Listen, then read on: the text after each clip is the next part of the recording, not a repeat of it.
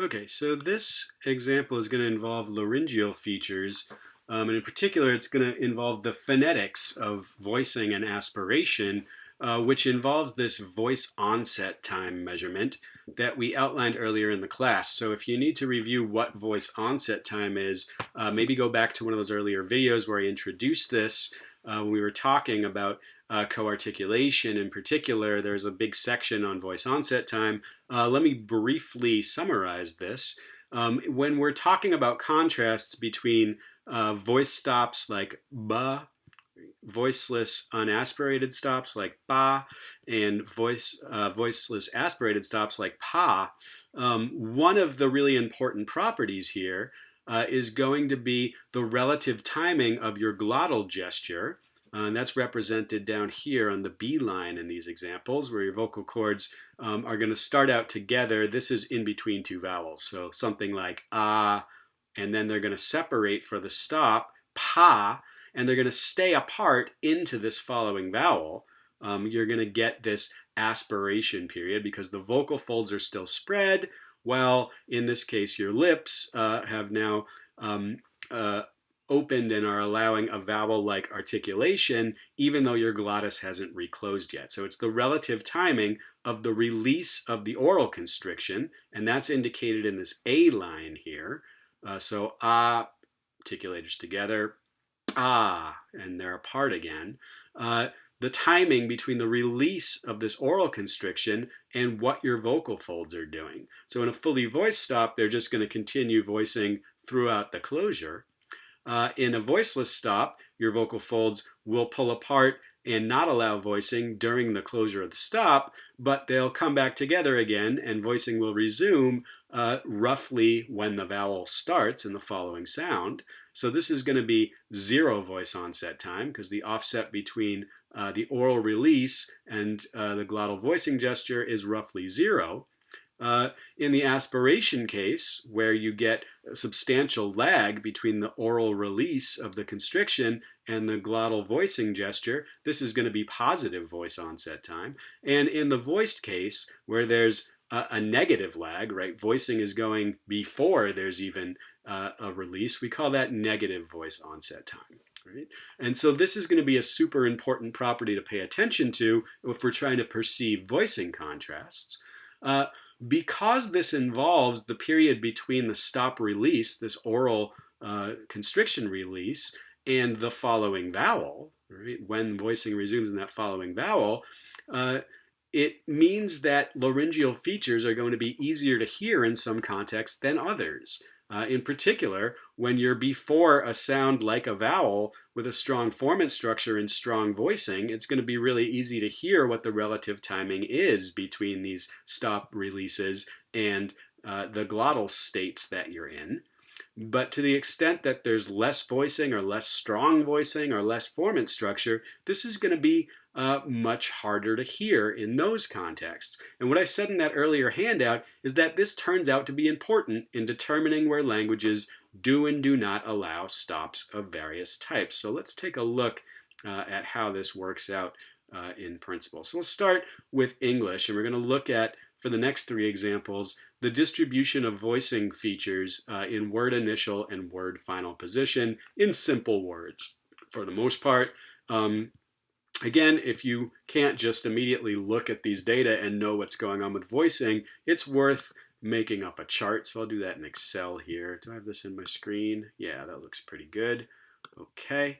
So what are we going to be looking at? We're going to be looking at voiced obstruents and voiceless obstruents. For each of these, we're going to map out the preceding context and the following context. So let's see how this works out. What do we have here? We got, in English, we're starting with some voiceless ones here. In the word seek, we have one that is preceded by a word boundary, that is its word initial, followed by an E vowel.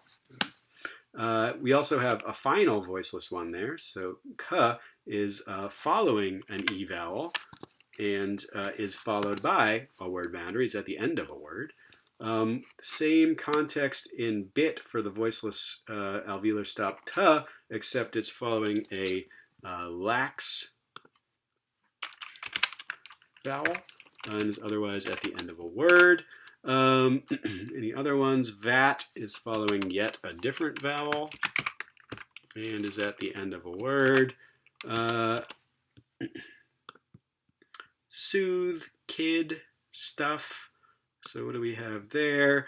We have word initially before an oo, word initially before an I.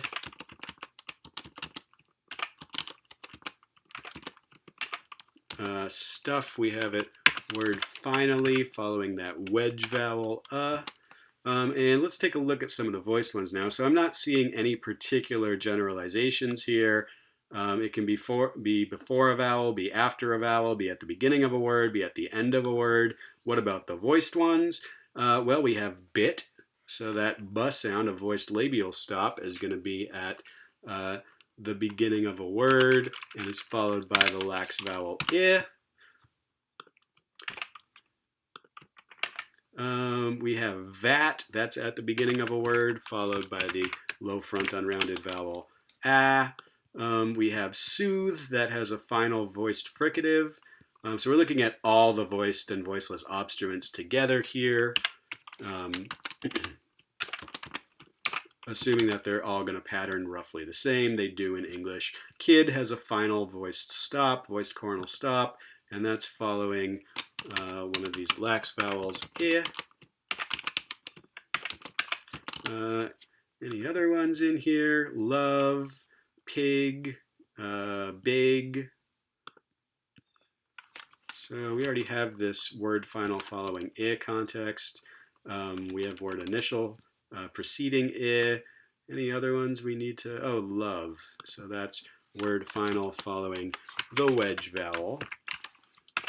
And so on and so forth. And if you keep going in English words, you'll find basically any vowel or a word boundary here, any vowel or a word boundary here, any vowel or word boundary here, any vowel or word boundary here. We also see completely matching contexts.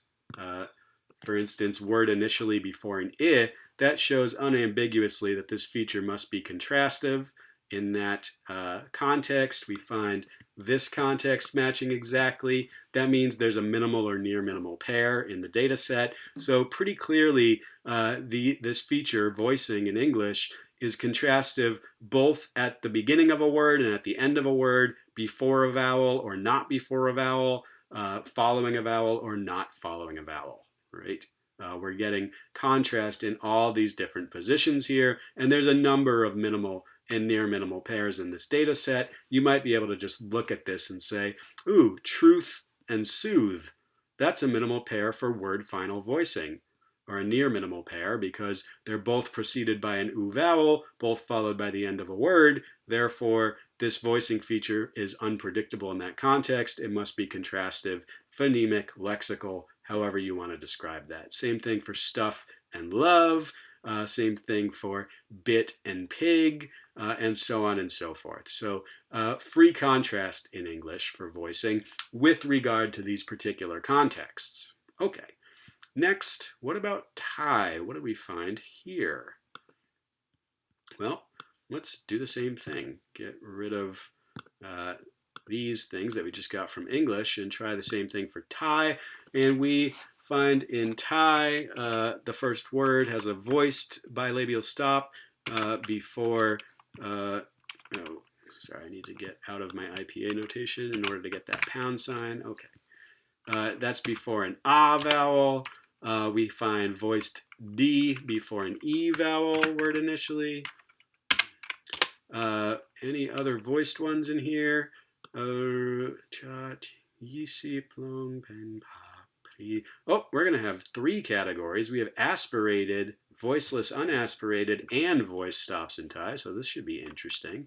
We have one more here. It looks like it's in front of a sonorant r sound at the beginning of a word also. And I don't see any other voiced consonants there. Let's look at the voiceless unaspirated next, and then we're going to need another column here for the voiceless aspirated ones. I'll call these spread glottis. SG for spread glottis. Is that still in the screen? Yes, it is. Okay.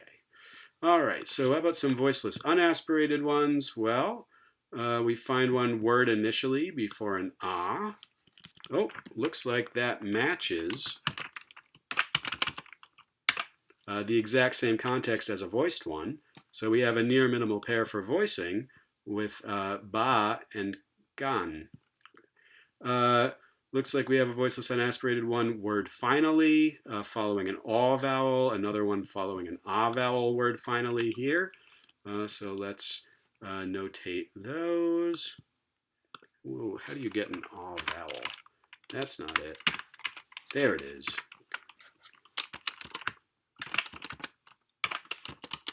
What's the other one following an ah? Right. Any other voiceless unaspirated ones here? Yeeseep, that has, we're going to limit our attention to the stops for the moment, although the fricatives probably work the same way. I think I just don't have as many fricatives in here. So we're finding this one word finally following an E vowel. We find that voiceless unaspirated P.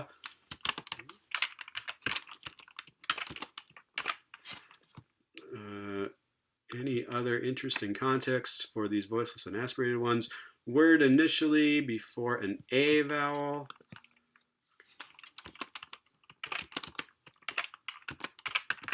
And what about the aspirated ones? Well, we find one in te here. That's going to be word initially preceding an A vowel. So it looks like we have a minimal pair for aspirated and voiceless unaspirated now. Near minimal pair here that suggests these have to be in contrast. We already saw a near minimal pair here for the voiced and voiceless ones, so they must be in contrast. Interesting. We have another one before a lax e vowel, before an ah vowel at the beginning of a word. And this one is an affricate, but it works the same way as the stops. And there's another aspirated one here before an ah vowel in ka and in pa, and also one before a tap. So let's put some of these contexts in. How do I get a tap? There it is. Okay, and that's going to be very similar to the voice context here. I'm not sure if that distinction between the trill and the tap is actually there on purpose or whether that's a failure to use IPA in one of these contexts. In any case, it should be emerging now that we're finding some cases of contrast between all three of these series, but there's one context here where we don't get contrasts. So namely, these guys appear only before a vowel. These guys appear only before a vowel, or a sonorant consonant like ra. These guys appear before vowels, but also before the ends of words. In other words, these voiceless unaspirated stops in Thai appear at the ends of words, but it looks like neither the voiced nor the spread glottis ones ever appear in that position. Is that true? So word final consonants here are limited to nasals, which we're not considering. Here's a glide, which we're not considering. And other than that, it looks like only voiceless unaspirated, voiceless unaspirated, voiceless unaspirated, nasals, nasals, nasals, voiceless unaspirated, unaspirated.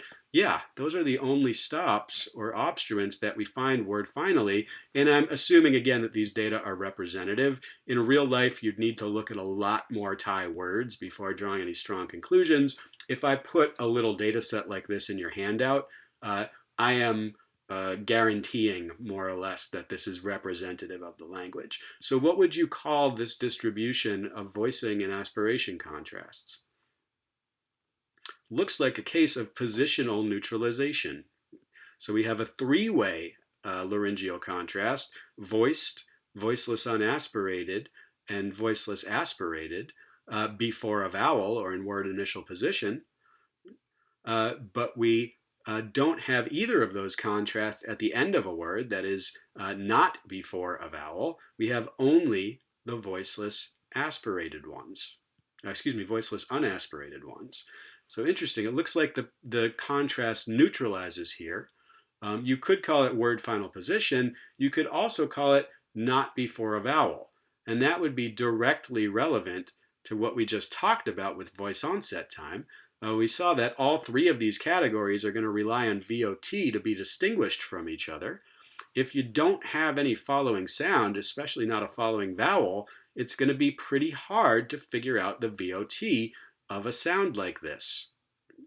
Therefore, you might expect phonologies to prefer voicing and aspiration contrasts before sounds like vowels or sonorant consonants than not before a vowel or a sonorant consonant.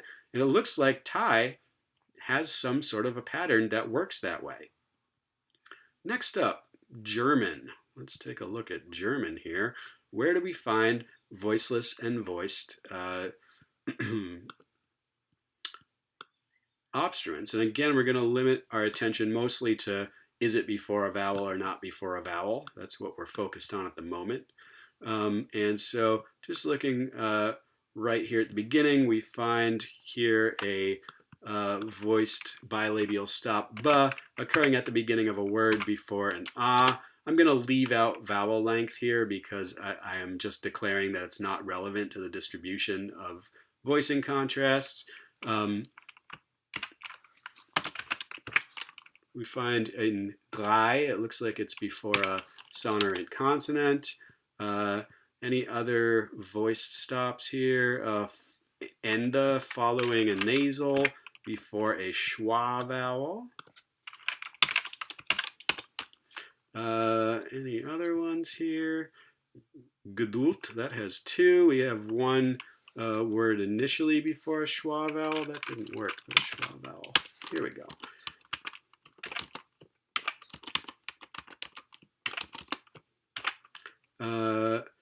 And then we have another one here in between a schwa vowel and that horseshoe vowel. Geduld. Any other voiced ones? Following a voiceless stop before a vowel. That looks good. In amygdalin.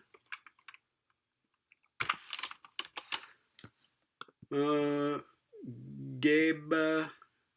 Rababa. So these are all sort of in between different kinds of vowels. No. Yeah, there you go. We had it in between two of these. We had one in this context, in geba, also at the beginning of that word, so before an a vowel. And this is probably enough for now. So again, just like in English, we're finding these at the beginnings of words, before vowels, before sonorants. We're finding them not so much at the ends of words. And we're finding a few that are after a consonant, but still before a vowel. So everything in here is either a vowel or a sonorant. That's worth noticing. What about the voiceless guys here? Well, what do we see here? Baka. So that's word initially before an ah. Oh, and already we have a near minimal pair, it looks like. So dama and paka, or ban and paka, these are a near minimal pair for voicing because these are both at the beginning of a word and followed by a low back unrounded vowel. One is voiced, one is voiceless. Therefore, it looks like it's not phonologically predictable in this context, in this phonological position. Where else are we finding voiceless ones? Paka, there's in between an ah and a schwa vowel. And this is not quite a minimal pair, but it's very, very close to one. Where else? We're finding one before that sonorant r sound at the beginning of a word in traum. Look, that's a near minimal pair with drei. Right? So looks like voicing is contrastive before a sonorant consonant. Any other voiceless ones? Here's word final following a nasal. Here's word final following a front-rounded vowel E in typ. We also have it word initial there, preceding that E vowel. Hout, that's at the end of a word following this horseshoe vowel. Ooh, that's wrong. There we go. Geduld, so following a lateral at the end of a word. Fleck, so here we have it, word initially before a lateral, the f sound there, but the k at the end of the word is following a lax vowel. And anything else that's going to be super important here? Probably not.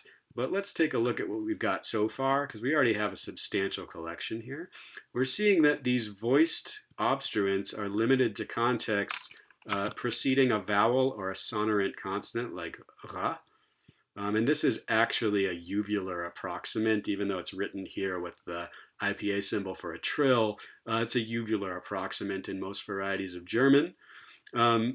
And looks like the voiceless ones can also appear in those same contexts. So we have these near minimal pairs before vowels, before r, but the voiceless ones seem to also appear at the ends of words. So we find word boundaries following the voiceless ones, but we don't see any voiced ones in word final context. And is that true in the entire set here? It is. Every single word final obstruent in this set is voiceless. There are word final nasals, just like in Thai, but we don't have any word final voiced obstruents. So German is basically just like Thai, except without the aspirated series, where you have voicing contrasts before a vowel or before a sonorant consonant, but that voicing contrast is neutralized at the end of a word. This is a very common pattern cross-linguistically. It's sometimes called word final devoicing or just final devoicing. And it happens in many languages. I've just shown you two totally unrelated languages. Thai and German have no linguistic or genealogical relationship to one another. They both show this pattern. You will see this pattern in additional examples this semester and next semester as well. So again, voicing contrasts before a vowel or a sonorant consonant that neutralize when they're not before a vowel or a sonorant consonant. This appears to be very common cross-linguistically. And we've just suggested that that might be related to the phonetics of voicing. So what kind of a constraint might you need to deal with this? Well, again, we're looking at one specific context and some other sort of non-specific contexts. So if you're going to target the context where the contrast is neutralizing, in both Thai and German, it looks like specifically it's going to be at the end of a word. And what would you want to say happens at the end of the word? Well, we found no voiced obstruents there, only voiceless ones. How might you write that in constraint form? How about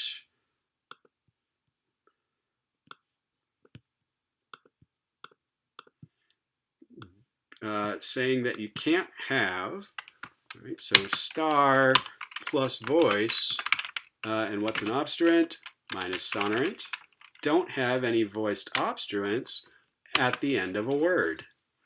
There's your context-specific markedness constraint. In languages where this is high-ranked, like German or Thai, it's ranked above ident voicing. You're going to get neutralization of any underlying voicing contrasts at the end of a word. They're all going to show up as voiceless, although we'd need a few additional constraints to explain why they devoice instead of doing something else. In a language like English, apparently this constraint is not ranked above faithfulness, so preserving your input values for voicing, ident voice in English, is going to be more important than avoiding word final voiced obstruents, and that's why English maintains the contrast while German and Thai neutralize it. In the next video, I will go a little bit further. We'll look at one more set of contexts that are neither word initial nor word final.